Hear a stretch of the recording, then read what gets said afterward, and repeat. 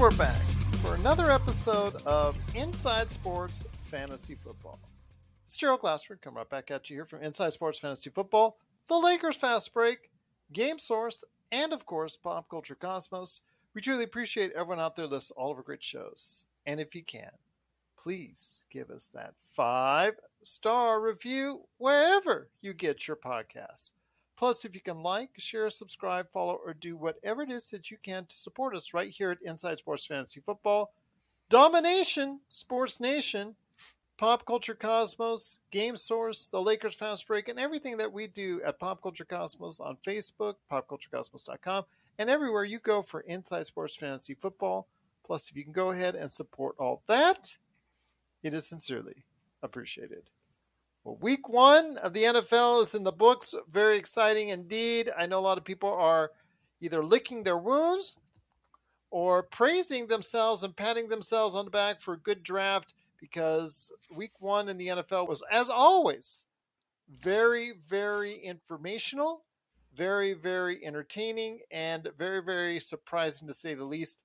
And here today to talk about some of the surprises, some of the disappointments, and what to look forward to in week 2. Plus, woof, woof, woof, a return to the doghouse. It's a good man indeed. You got to go ahead and catch him and his son each and every time out when they're part of the Dom-ination Sports Nation. It is Chris Lardieri. And Chris, great to have you back, my friend, in the saddle. I know week 1 wasn't too kind for you personally, but for everyone out there, make sure you go ahead and give them if they had the same type of weekend that you did, make sure you give them your insight on why they can still look forward to a great season ahead, starting with week 2.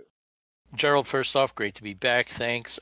Dom is celebrating his freshman football team. Won a big game today against the crosstown rivals. But congratulations. He sends his regards. The only thing that comes in the way of this great show is his homework, so he sends his best. Both our teams lost this week in fantasy football. One, we had a poor offensive showing, and the other one we put up a huge number but lost to a team that had Josh Allen and Jonathan Taylor, so there's not much you can do about that. We're 0-1. No. You look at the standings, we're in 6th place, but if you sort by that little thing called PF, points for, we've got the 3rd most, so don't sweat it. There are a lot of 7-7 teams that make the playoffs in fantasy. You want to get as many points as possible. There's no way to play defense in fantasy, right? So keep the faith. I will say, if you've got like a Dak Prescott, for instance, as Dom has in one of his leagues, thankfully not one that he and I co-manage a team, you've got to get yourself a quarterback. So I'd say that's a disappointment there in the sense that, he's going to be out probably 6 weeks. The Cowboys, as usual, don't have a viable backup quarterback, and slim pickings out there on the waiver wire. So I think that's the first thing that stuck out to me this past week. Yeah, at least in the league that we're in, I didn't see a whole lot. I saw some, unless you're into a Tannehill, or I know some leagues out there might even have maybe a Kirk Cousins still floating around. But I think Kirk Cousins probably, if he was still on the waiver wire, he's been snatched up after his terrific performance in a team many people after week 1 are looking at as a possible Super Bowl contender. Yeah, they could definitely be a dark horse. I thought that going in. I just didn't have the guts the last time I was in Vegas to put actual hard-earned money on the team because it's Kirk Cousins. But I can see the logic. And, Kevin O'Connell being off the Sean McVay coaching tree, if there is a guy that's the latest version of the quarterback whisperer, I think it might be him. And I'll tell you, who's especially happy is Justin Jefferson. Absolutely. I have him on my team. He was my first-round pick, and I'm very happy that the draft, which I was not intending to fall that way, it did fall that way for me, and Justin Jefferson landed right there. So I went ahead and changed my whole strategy on the fly. And so far through week 1, I'm very thankful that it worked for me, hoping it did out there for you, hoping our advice helped you out. Before we go any further, if you have any questions for us, lineup changes, trades, waiver wire pickups, please go ahead and let us know. isfantasyfootball@yahoo.com or Inside Sports FF on Twitter. But Chris, before we get into week 2 and what to look forward to, of course, the NFL week picks as far as that we usually do, and of course, woof, woof, woof, the doghouse. Who are some of the standouts, some disappointments, some risers, some surprises, anything that you want to talk about as far as what stood out to you in week 1? I mean, the usual suspects. Allen, as I mentioned, Cooper Cup had a great game for the Rams, even though offensively they stunk. Jefferson, as we mentioned, but I think when you dig a little deeper, the surprises are that we've already got this revolving door at running back with a number of teams. You look at the Lions, DeAndre Swift had a nice game, but Jamal Williams is getting the goal line touchdowns. Same with the Browns. I've got Nick Chubb in a league, but Kareem Hunt's out there stealing the goal line cheapo touchdowns, as it were. Things like that you definitely need to keep your eye on. I think one of the biggest disappointments had to be Russell Wilson's performance going back home to Seattle. And I get it, Pete Carroll probably knows how to defend him, but that team's got a heck of a lot of weapons and spent a lot of money in draft capital to get him. And whatever the offensive game plan was, he didn't either look comfortable or maybe it's a lack of reps in the preseason. But as a Wilson owner in one league, I was extremely disappointed by that. I mean, I think the whole football watching world was even more shocked and aghast at Nathaniel Hackett's rookie mistakes and sending McManus out for a 64-yard field goal. But Wilson looked his age, frankly, and as a middle-aged man, I shouldn't say that, but he did not look like the Russell Wilson revitalized everyone thought coming into this season we'd see. I tell you what, it was not the performance I think that Denver wanted going in. Although with a team in week 2 in, well, let's say the Texans, I guess, which I think I was surprised in the first half, but almost faltered to the point where they almost lost it, but it managed to go ahead and get the tie, which still in 2022 in the NFL still perplexes me. But you know what? They are looking to go ahead, Russell Wilson, get on the right track with the game against the Texans when they come into Denver. So that's a team I think I'm looking forward to as far as if you're Russell Wilson, if he's your QB1, I would stay with him for another week just because I think that if he doesn't perform against the Texans, then you got to start thinking about maybe you're in trouble. Absolutely. And we saw someone in another league put Wilson out there on waivers. The only reason we didn't put in a claim on him is our backup is Kirk Cousins. But if someone is that desperate and overreacting, I mean, worst case scenario, if he's your backup, that's a great waiver pickup. If he can be a serviceable starter, I think that's an even bigger steal. Once again, it's Inside Sports Fantasy Football with Chris Lardieri of Dom-ination Sports Nation. Anyone else that stood out to you as far as maybe surprises? I know Baltimore, of all places, of course, with Lamar Jackson trying to go ahead and play for a new contract, his play was not surprising to me, but the last pick in my entire draft was a surprise. Was told that maybe some feelers out there that he would be a sleeper to look at, a surprise to look at. But if you wanted to go ahead and explain a little bit more, this was the last guy I picked in our draft. Who would that be, Gerald? Mr. Devin. Duvernay. Oh, yeah, absolutely. So at that point, I think I either fell asleep or zoned out or let Dom run the draft. But yeah, that's the thing with the Ravens, right? They get these guys, whether it's wide receivers or running backs, and I feel like they have a tremendous amount of depth of guys like him. You look at Gus Edwards, pride of my alma mater, Rutgers, a few years ago, emerging as a running back, and they do a really good job of drafting guys late. And Yeah. there's a lot of naysayers with Jackson. Oh, he's his own agent. He broke off contract negotiations. What's he thinking? Hollywood Brown's gone. They really don't have a receiver, and he finds someone, and he seems to make them a receiver. So as far as I'm concerned, if Lamar is indeed as motivated as we think he is to get this, to use a baseball term, big invest in yourself, Aaron Judge style payday like he's going to get from the Yankees inevitably, then I think he's going to have to spread the ball around. He's not going to be looking on one guy. He's not going to be looking to solely do it with his feet, for instance. But on top of that, I think too, you've got to play the matchups and kind of a side story that I think not necessarily was a huge surprise for me, but I think could be an emerging trend. Whoever plays the Jets this year, like the Browns play them this week, I think your guys on the Browns, for instance, are a must start this week. I think the Jets are going to be worse than people think. Whether Zach Wilson's a starter or not, I don't care. But when Joe Flacco's your quarterback, that Jets defense is going to be on the field for a lot of time during the game, and I think they're going to get worn out as we're still here in some of the warm weeks in September. Not to take anything away from Saleh or his defensive talent on that side of the ball, but as you see, you could just wear the Jets defense down, and I think that bodes well, especially for running backs. Absolutely, especially if you got Nick Chubb like I do coming up this weekend. So I think he's going to run to town on the Jets, barring any injury, I hope. But it looks very good for everyone there who has Nick Chubb in one of their leagues. And Devin Duvernay, again, keep an eye on him. I don't want to say you need to start him, a must start as of yet. Again, 4 catches, 54 yards, and 2 touchdowns. Obviously, a very surprising thing for a lot of people out there. Although, if you were reading the trade papers, you were notified in advance that he was going to be like a surprise or a guy that might be a sleeper pick out there because of the way that Baltimore might use him. So just a shout out there. If you don't have him out there, I mean, if he's out there in one of your waiver leagues, look out for Devin Duvernay. Could be someone that may not be such a flash in the pan overall. Absolutely, and don't give up on anyone. I know there was a lot of hype in the preseason about another Rutgers grad, Pacheco, with the Chiefs, and apparently since he now wears Tyreek Hill's number 10, he's the second coming. But a lot of people dismissed him with that. If you've got the spot, especially if you're in a league with an IR spot or a COVID injury spot, whatever they're calling it these days, hang on to some of these guys because it's a long season. Guys get hurt, guys get put in the coaches' doghouses, and hold on to them because you win the playoffs in those.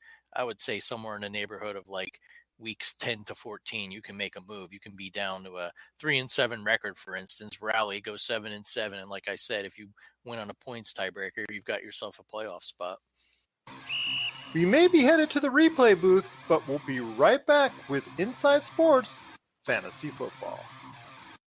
Check out what's been going on with the Pop Culture Cosmos Show and the PCC Multiverse. Bring me all of the Star Trek all of the time, and I will be an incredibly happy girl. Even if it's terrible. It's like pizza. Bad pizza is still pretty good because it's pizza. Bad Star Trek is still pretty good because it's still Star Trek. That's the way that I look at it. Just let it sit in the refrigerator for a day and be cold. That's it. Yep. That's the Pop Culture Cosmos Show. And the PCC Multiverse. Catch our shows on Worldwide Radio 7 days a week and wherever you get your podcasts. For the latest news and information, analysis and opinions on the Los Angeles Lakers and the NBA, check out the Lakers Fast Break podcast today on wherever you get your podcasts. But once again, it is Chris Lardieri, the Dom-ination Sports Nation. Check him and his son Dominic today, wherever you get your podcasts, right at the Dom-ination Sports Nation. They cover the latest that's going on in the world of sports. But before we head on out, my friend, great talkings indeed. Please, if you're out there, I cannot say don't panic because we're not up to that episode yet, please. But it's just week 1. So don't throw your team in the trash just yet. I know that there are some things you might need to work on as far as maybe some alternate changes that you need to make, or maybe the fact that there's some injuries, you need to go ahead and take care of that right away, ASAP. But you're only 0-1. Or you're only 1-0. So don't get overconfident either. If you actually had a good weekend this past weekend, don't get overconfident. Study the matchups well. And that leads me into NFL Week 2 with what's going on there. I see a lot of good matchups still taking place. I mentioned real briefly the Texans heading into Denver.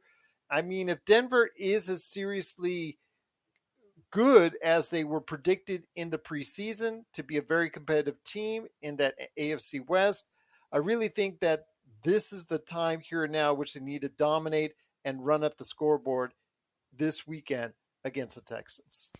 Absolutely. And if you've got confidence in Wilson or any of his targets, whether it's Cortland Sutton, Jerry Jeudy, for instance, I think this is the week to start them. They, for all intents and purposes, were embarrassed on Monday Night Football, and I don't see that happening again. I know the Texans kind of conservatively played to a 2020 tie with the Colts, but as much room as there is for some sense of optimism with Lovie Smith's Texans, if ever there was a time for the Broncos to wake up and light up a team, I think all signs point to that at this point. And I know that Cincinnati 0-1 after a rough start to their game. They head into Dallas, and you mentioned without Dak Prescott, they really don't have much in the saddle as far as quarterback in Dallas is concerned. So if you have the Cincinnati defense, that might be a very strong recommendation for this weekend. Yes, and on the flip side, I think as long as T. Higgins is okay from his concussion, he's the one wild card out there. You start all your Bengals offensive players this week because even when Prescott was in the game, You look at the Bucks with all their issues on the offensive line, they just gradually wore the Cowboys down, and Brady had a nice touchdown pass to Mike Evans in the second half, but I could see the Bengals, especially after a disappointing week 1 loss to the Steelers, really lighting up the Cowboys, because if Cooper Rush is indeed their quarterback, I think they're going to be punting a lot, and the Bengals will dominate that time of possession, which can mean points for your Bengals players. Any other games that stand out to you this weekend from either fantasy or just a betting standpoint? Because I see the Colts coming into the Jaguars in Jacksonville, and I think they're really going to handle them on the road. I think that's something I see there that's pretty easy. I would go for the spread on that one. I definitely think that when it comes to the Packers, even though the Bears won, the Bears are coming into Green Bay. I think Aaron Rodgers is going to get on the right track, so look out for a great Aaron Rodgers performance. I really think that you need to go ahead and look out there. I also think that the Rams, after their drubbing against Buffalo at home, they get a chance to redeem themselves at least a little bit for their second straight home game against the Falcons. I think that's going to be a drubbing there as well. You read my mind on two of them. Aaron Rodgers typically owns the Bears, and after what happened last week, and he just loves proving people wrong when everyone writes him off every year. I think he lights up the Bears on Sunday Night Football. So, whether you've got A.J. Dillon or whatever wide receiver Rodgers is PO'd at that week, I think they're good starts. Also agree with you on the Rams. I know a lot's been said about Stafford's elbow. Is it bad? How about the Bills defense just pummeled them? I think the bigger concern has to be the offensive line, but they get a good matchup this week against the Falcons. I don't think the Falcons D will be able to contain this Rams offense.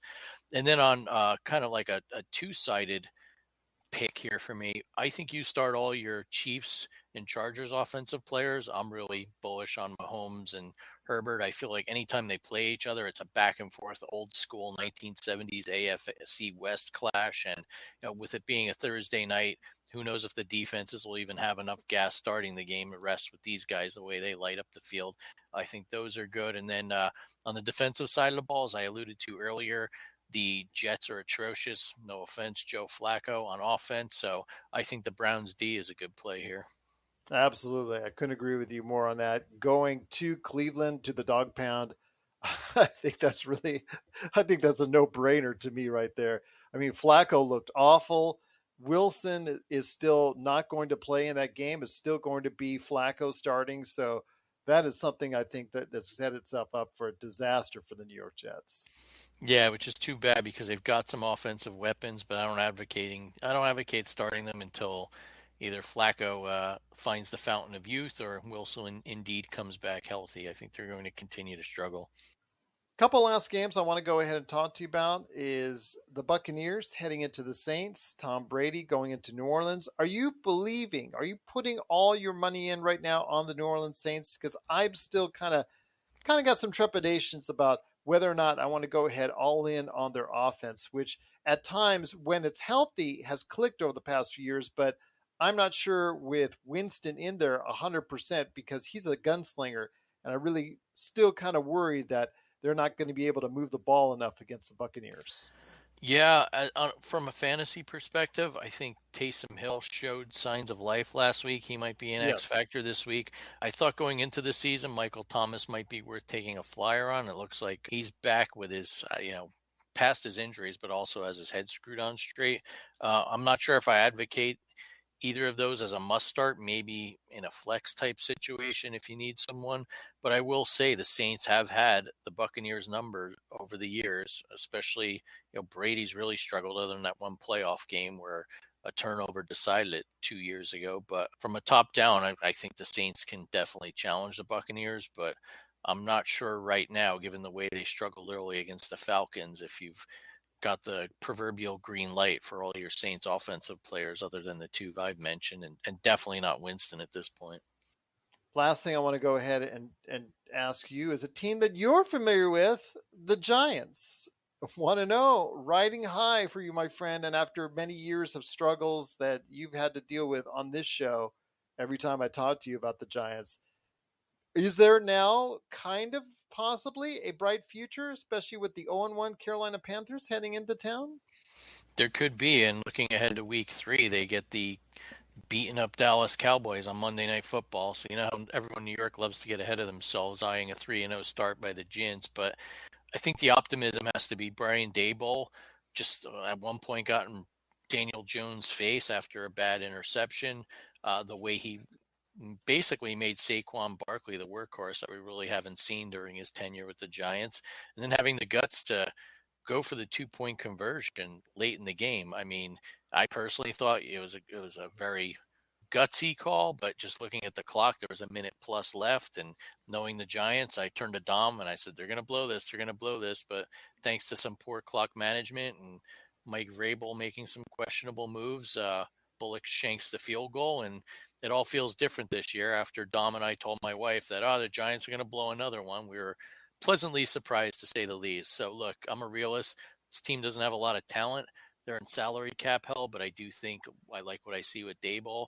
I like Kafka, the offensive coordinator, the way he's got Jones rolling out more. And at the very least, we'll know where we stand with Barkley and Jones. And next year, there's some room for optimism when a lot of this cap hell gets cleared out and Daboll has some more to work with. But before we head to the doghouse, Che Ambrose is chiming in with a question. Ready for this, my friend?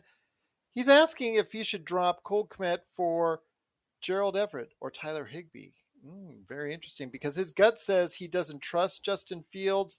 I think Justin Fields, if he's going to go ahead and trust anybody, it's the tight end. It's become very reliant. That's the Chicago offense. As someone who has Montgomery, who disappointed extremely, and that was the only starter on my team that really had a subpar performance, I can understand the Chicago offense. I still don't know how they were able to be competitive in that game. Really just blew my mind that they were actually able to go ahead and move the ball at all. I know that the tight end is a predominant part of that Chicago offense, but I could see a Tyler Higbee as someone that maybe I would lean to. Your thoughts, Chris? I've had Higbee and Everett the past few seasons. Higbee's a guy who, when Stafford targets him, he's an excellent tight end and a must start. But it's more feast or famine with him. There'll be some weeks you'll get absolutely nothing out of him. And then, two, I worry about injury concerns. He got hurt late in the year last year as well. I hate to give up on Clement at this point because, like you said, Fields doesn't have a heck of a lot to work with. And we've seen with young quarterbacks or even struggling teams like, back when the 49ers were just kind of turning things around, we saw what George Kittle could do on some not so great or mediocre teams. So I'll put it to you this way. I know this is kind of sitting on the fence. If you are going to dump him, I think of the two, I would lean more towards Higbee just because Stafford had a good rep with him last season. Nothing against Everett, but he's even more streaky. I mean, there'll be some weeks you'll get nothing out of him. And I just feel like the Chargers have so many weapons, and Herbert's really looking to throw downfield. I know Everett caught a nice touchdown pass this past Sunday, but I don't think that's going to be a long-term trend. So I'll leave it up to you, but if anything, maybe you play it on a matchup week-by-week basis, and I'm guessing right now, without having numbers in front of me, Higbee's probably got some favorable splits against the Falcons. Yeah, absolutely. At home, a very angry Rams team looking to perform. I still think they're going to run up the scoreboard. It's looking more and more like it. I know here in Vegas, the numbers are really gearing and teetering towards the Rams. I'm just going to say Chicago heading into Green Bay. If they are going to move the ball, it is through the tight end, but I still see another angry team in Green Bay after a tough loss at home with all the cheeseheads out there. I think I'm going to go with Higbee. I just say if you'd have to lean Higbee, but still with that Chicago offense that really is hard to move for them in various ways, the tight end is really important for them. But yeah, I think I would just go ahead and start going ahead and streaming the tight ends. And if that's the case, I would start with maybe streaming towards Higbee because he looks like of the three that he's probably going to have the best weekend of the three. And let's face it, Cup was double teamed. He put up great numbers. That's not going to continue all year. If Stafford can rotate the ball around more and get Higbee involved, there's going to come plays where you can't double team Cup if they keep going over the middle to Higbee. So one thing I'll say about Sean McVay is a really smart offensive mind, and I think at some point he'll find a way to get Higbee involved again. I like the way he played in the second half last year. He really did a good job, and have to agree with you. I definitely pick him over Everett at this point. Great question by Che Ambrose. If you or anyone out there has questions for your fantasy football team, I'll throw it at any point in time over to Chris at any point in time by just hitting us up at isfantasyfootball@yahoo.com or Inside Sports FF on Twitter. But my friend, it's that time. We've talked about the highs and lows of week one. We've talked about what we're looking forward to in week two from both a betting and a fantasy perspective. But it's the season premiere. 1 week late, mind you, but still, it's back. Woof, woof, woof. It's time to head to the doghouse. The doghouse is back. Scrolling through your, as you mentioned, Vegas lines. I feel like this week, Vegas is really splitting hairs with the lines. Couple of 1 point, 2 point type spreads, or you've got these huge numbers. For instance, like I want to say the 49ers are giving 8.5. The Rams are giving 10 plus in some books. Not a heck of a lot to work with, but you know my mantra, always get that extra half a point. There was a number that stuck out to me here. Ravens giving 3.5 to the Dolphins. Do I think the Dolphins can beat the Ravens? Given the way they played against, let's face it, underwhelming Patriots team last week, I think it's entirely possible. What I do think is we saw Tua identify Jalen Waddle.